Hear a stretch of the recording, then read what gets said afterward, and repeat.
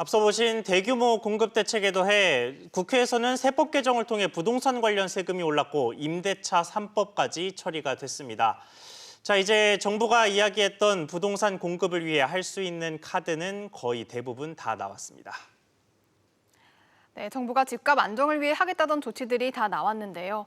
이제 관심은 앞으로 집값이 진정될 것이냐인데 이 부분은 취재 기자와 이야기 나눠보겠습니다. 임종윤 기자 나왔습니다. 임 기자, 우선 이번 대책의 효과부터 따져보겠습니다. 당장 급한 게 패닉 바잉, 즉 공황 구매 현상인데 그렇죠. 이게 좀 진정이 될까요? 일단 이 패닉 바잉, 그러니까 단기적으로 패닉 바잉을 잡는 데는 효과가 있지 않겠냐라는 얘기가 좀 나옵니다. 왜냐하면 일단 공급 규모가 예상했던 것보다 좀 더 많다라는 평가들이 많기 때문인데요. 또 직주 근처, 그러니까 직장 근처에서 이제 주거를 할 수 있는 이 문제에 대해서도 직장에 가까운 서울 도심 쪽에 뭐 크든 작든 간에 여러 군데 공급이 된다는 점도 효과가 있을 것이다라는 그런 해석이 나옵니다.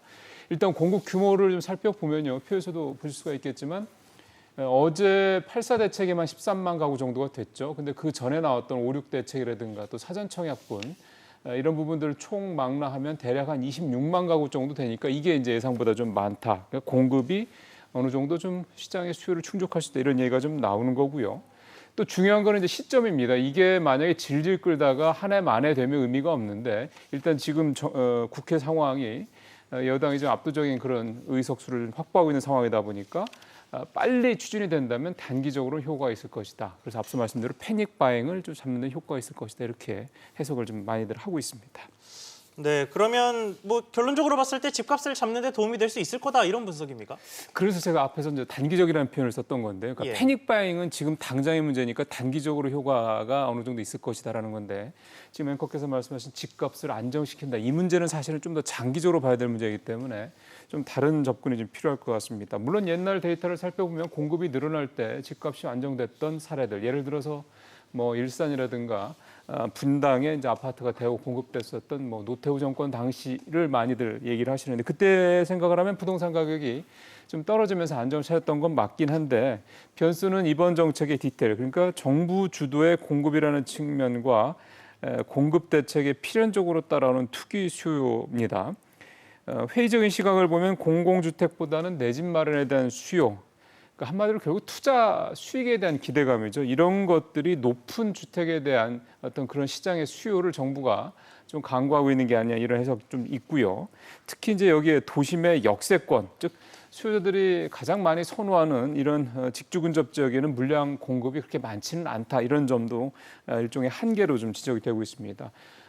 특히 이제 공공임대주택에 들어가기 위한 대기 수요가 늘면서 요즘에 좀 전셋값이 많이 오르고 있다는 얘기 나오는데 임대 시장이 좀 불안해질 수 있다 이런 약간 반작용 이런 것도 좀 우려가 되고 있습니다. 네, 공공 재건축 대책도 살펴보겠습니다. 이 결국 재건축 조합들이 참여를 해야 효과가 있는 거 그렇죠. 아닌가요?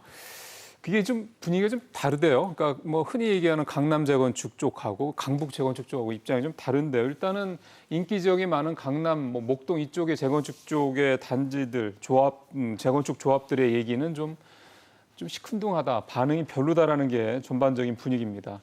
일단 그동안 서울시가 반대해서 묶여있던 35층의 이 층고 제한이 풀리는 건 환영인데 홍남기 부총리가 어제도 언급했습니다만 만약에 기대 수익의 90%를 환수한다 그러면은 재건축을 뭐하러 하느냐 이런 반응이 전반적으로 좀 나오고 있고요. 또 하나는 어제도 서울시가 이 층고 제한 문제 관련돼서 얘기가 나왔을 때 즉각적으로 반발로 나선 점도 있었는데 물론 뒤에 좀 분위기가 바뀌긴 했습니다만 결국 이제 지자체들의 일부 반발 이런 부분도 좀 효과를 제한하는 그런 어떤 부작용이 있을 것이다 이런 얘기도 좀 나오고 있습니다. 네, 그런데 강북에서 환영을 하는 네. 분위기라는 건 어떤 이유였습니까? 이게 이제 강남이랑 강북이랑 분위기가 좀 이게 상황이 좀 다른 건데요. 예. 강남은 분양가가 상당히 높죠. 보통 뭐 4천만 원 이상 5천만 원까지 하니까 그러다 보니까 일반 분양 물량이 많지 않아도 수익성이 보장이 됩니다. 그러니까 사업성이 있다는 얘기가 되는 건데요.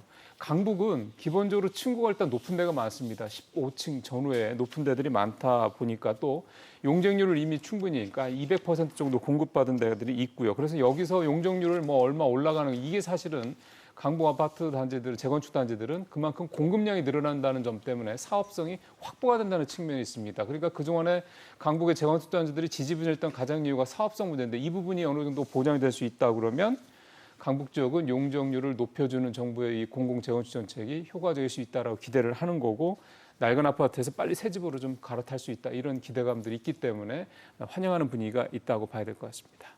네, 임 기자 잘 들었습니다.